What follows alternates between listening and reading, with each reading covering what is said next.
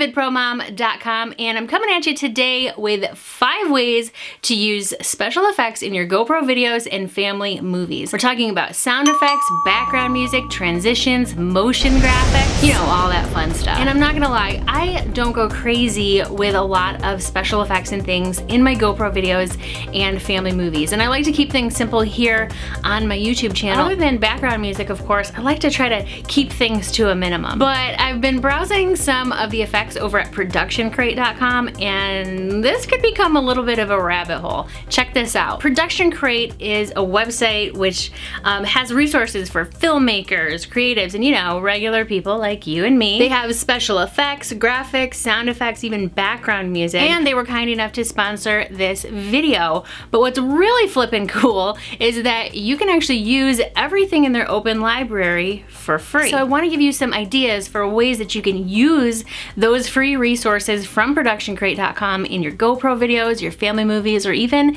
in your YouTube videos. Number 1, obviously background music. If you've ever created a video in your entire life, even just once, you've probably wondered, where the heck do I find background music? And ProductionCrate has a bunch of background tracks, and they're pretty good too. So as with any background music, you basically just download that file. You can organize it on your hard drive.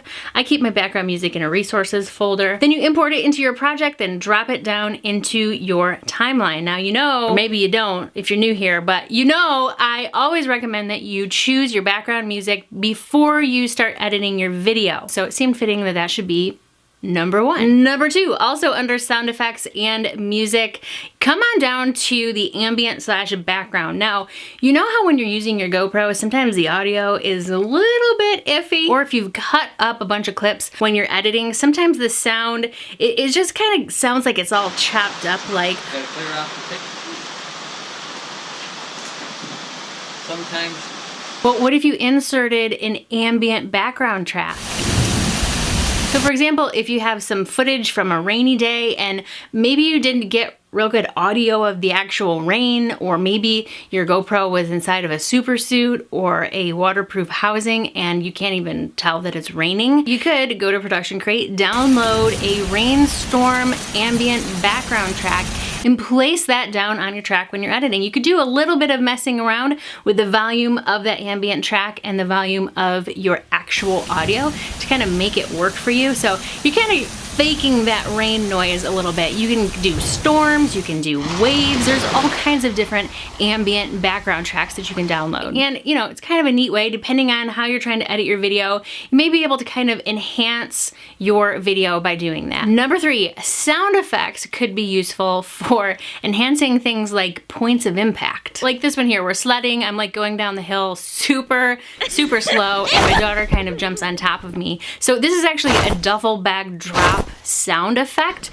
but you know, I put it there in the video to kind of give a little bit of an enhancement to the fact that I just came to an abrupt stop when I was sledding down the hill. You could also see using these small claps. I think that'd be kind of a fun thing to add, or these video game sound effects as well. I think these are just kind of cool. Number 4, moving on to visual effects. There's some really kind of cool transitions here. You know, I'm not much of a transition person, but these are kind of neat, and I could see using them here and there, not between every single cut, of course, but the way I'm using this one here, you want to make sure you download the MOV file. That way you can overlay it on top of your footage. So you can just drop them into your timeline, either on top of your clips, or depending on your software, what you're trying to do there, you may need to drop them between your clips. And if you're on a PC, you want to make sure that you have QuickTime installed in order for those MOV files to work properly in your software. And number 5, there are a ton of really cool visual effects that you could use, like this one that kind of makes things look frosty, or I could trick my husband into thinking we'd been buzzed